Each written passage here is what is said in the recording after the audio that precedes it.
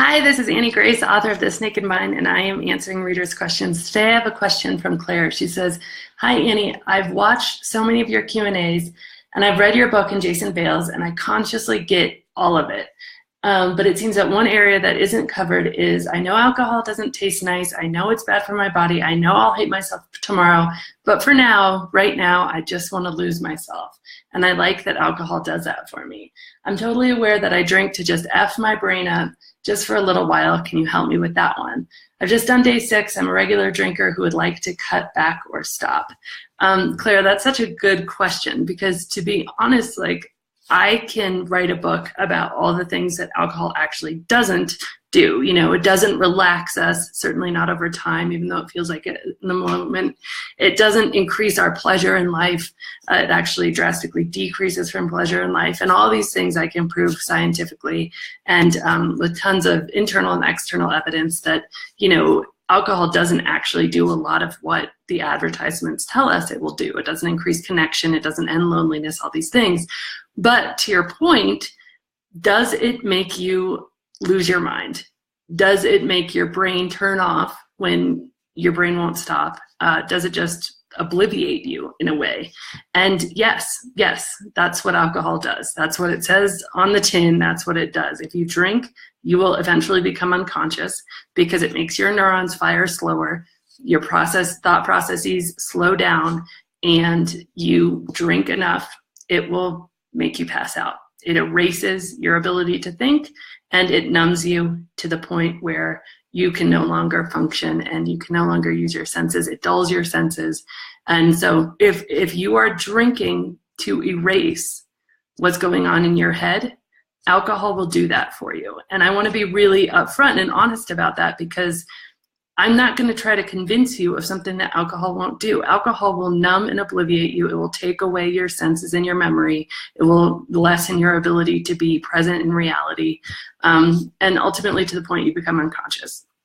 So I'm not going to argue that point. That's a fact. That's what alcohol does. They used to use it as an anesthetic in order to make people pass out during surgery. They stopped using it because it was so highly toxic and dangerous. They found other things that were less toxic than alcohol. But it will numb and erase your thoughts and your thinking. So the question isn't, will it do that or not? Because it's clear that it will. The question is, why, Claire, in your life, do you want to do that? Why do you not want to be present in your own life? What is it about your life that's going on that is so hard to show up and be present for? And why do you want to turn off your thoughts? Now, thinking is interesting because our thoughts can run away with us. I mean, it is literally, if you sit here and you observe your thinking and you realize, okay, this chatter that's happening, if somebody was sitting across from you chattering like that, you would pretty quickly tell them to shut up and get out of here because it's so frustrating to have an incessant noise all the time. So there's an element of our own mind that can be incredibly aggravating. And there's lots of different techniques. I've just read a book recently called The Untethered Soul. And it's great about being very practical about addressing your thoughts and your thinking. And the unfortunate thing about thinking is that not only is 80 to 90% of your thoughts repetitive from yesterday, 80 to 90% of your thoughts are also negative. So if you are trapped in this thinking cycle, it can be pretty destructive, and there can be a huge want and need just to turn off thought for the sake of turning off thought. Now, the good news is there's a lot of science and a lot of techniques about how to do that. A few resources that I recommend. I absolutely love Byron Katie. She has an amazing YouTube channel. She talks about just really practical ways to get a hold of your thinking and turn around your thoughts. I hugely recommend Dr. Amen, and he came up with something called ANTS, and those are automatic negative thoughts. And so just really becoming aware and observing your automatic negative thoughts helps to diffuse them, helps to kind of what he calls an ant killer. And so that's really good. So I'd Google both of those things. And then that book, The Untethered Soul. But there's a huge amount of things that can just help to get a hold of that thinking, from mindfulness, just taking some time to really focus your mind.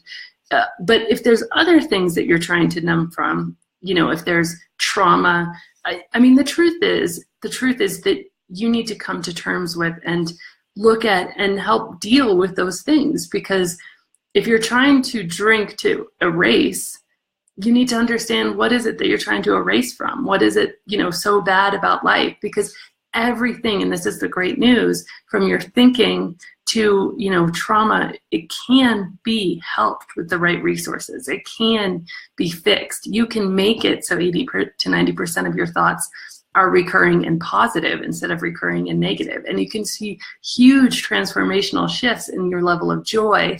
But in order to do any of that work, you have to be able to show up and be present for it. I think one of the most unfortunate things about our culture is that we have taught ourselves to not accept pain. We have said we shouldn't, we don't deserve it, we should never have to deal with pain. Well, the reality, one of the principal laws of the universe, is that almost everything that's good and beautiful came from a period of pain. What's the number one thing a seed has to do to become a tree? It has to cease being a seed. The seed has to break out of itself, which is a painful process. It has to go down and create roots before it can go up. Think about childbirth, one of the most profound examples of so much joy through so much pain. And that is just a principle. And so by telling ourselves that we should never experience pain, we turn it off before we even start to listen to what it has to teach us. And maybe in these moments of, I want to turn off my brain, sitting there with it, letting it be, accepting it, saying, okay, pain, you're here. Sadness, you're here. That's okay. What does this feel like? These things can be really empowering because, number one, it will teach you that it's not always as scary as it seems. Number two, you're so much stronger than you realize. You can sit with some of this pain and discomfort. And number three, when you sit with it, you learn about it and you learn what exactly it is and you learn how to fix it, because you as a human being have this incredible capacity to make mindful choices, to find the right solutions for yourself. And the next thing that I'd say is, if you're struggling with this, is really, really clearly defining your why. You're on day 6. That's phenomenal, by the way. It's incredible. And by the way, day 6, that's like when the last dregs of the alcohol are leaving your system. So physiologically, you're going to start to feel incredibly better, which is huge. But why are you on day 6 to begin with? There's a why there. There's a deep-seated reason that you've decided to endure this change and that you've decided to change in general. There's a why there, and articulating it and really becoming mindful of what that is will give you the strength to sit with the pain, to understand where this journey is headed, where you're going on this journey. And I think that's a really beautiful thing. One of the things that I did is I came up with my non-negotiables. And these were things that were more important to me than alcohol. And so they were things that I never wanted to, lose my memories of certain times in my life, especially when my kids are small and it's all going so fast anyway. And I didn't want to, these were things that for me, non-negotiable, I was going to, even if it was painful, choose these things, these people over alcohol, no matter what. And that didn't mean the first time. That just meant as an evolution, I was going to keep these things top of mind. So I'd challenge you to come up with like your own set of these non-negotiables. What are the things? Because the truth is, and this is my opinion, I think saying getting sober can be the wrong goal. Not to say there isn't a lot of joy in an alcohol-free life, but when you are focused on getting sober for the sake of getting sober, it can feel not as empowering as it can feel if you are focused on what you want, these non-negotiables, living this life and retaining all of your memories, being able to, rekindle the joy that you had when you were a child because you've let your brain detoxify and regain homeostasis from all of the depressant that alcohol is and all the hormones that it's been releasing into your body for years and years. These things, and letting being alcohol-free be a tool instead of the destination, a tool to living your best life, can reframe the entire conversation for you, so that instead of wanting to just numb for the sake of numbing, you're saying, I'm going on a journey here, and how can I best accomplish and get through this journey? So anyway, I think it's a phenomenal question, because you're right. There's so many things that I can say, yes, I can prove to you that alcohol doesn't relax you over time. I can prove to you that alcohol doesn't make you happier. But I can't prove to you that alcohol doesn't make you unconscious.